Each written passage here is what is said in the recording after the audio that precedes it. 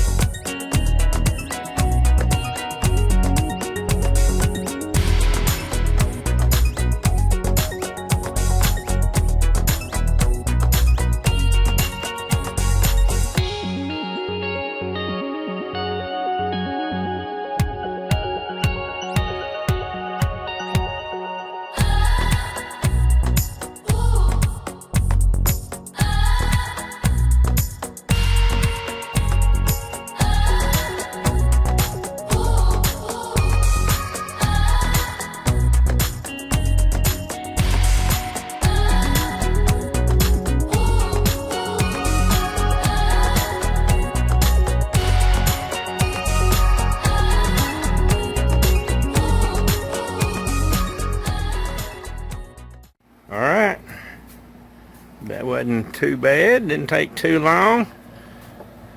And now the bigger unit is running, and when it cools off enough in here, it will turn off. It's eco mode.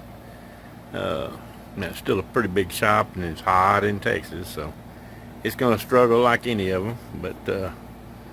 But luckily, all we had to do is cut out on the inside and then cut out on the outside, and I already had the framing for this particular unit already into the wall. So let's look at the outside. All right, here it is on the outside, and it looks like it's framed in pretty close enough to where I don't have to do anything else to it, because it's got a cover on it, even though it don't really need one, and plenty of vents for the sides. So should work fine right there. So that's it. Get back in here and let it do its thing. And like I say, it does have heat. It may not be the most efficient heat, but it does have a little heat. We can cut it on if it starts getting pretty cold in here. We can turn it on while we're in here, turn it back off when we leave. So alright, just a little project thought you'd want to see. Y'all take care.